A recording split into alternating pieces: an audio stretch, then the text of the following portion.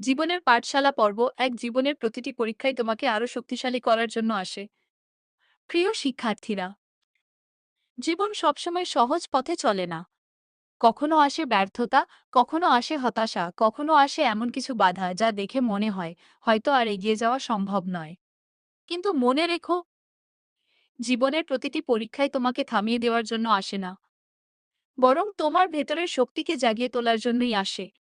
যেমন আগুনে সোনা পরিশুদ্ধ হয়ে আরো মূল্যবান হয়ে ওঠে, তেমনি সংগ্রাম, প্রতিকূলতা এবং ব্যর্থতা একজন মানুষকে আরো দৃঢ়, আরো সাহসী, আরো পরিণত করে তোলে। ব্যর্থতা তোমাকে শেখায় আবার উঠে দাঁড়াতে। কষ্ট তোমাকে শেখায় অন্যের কষ্ট বুঝতে।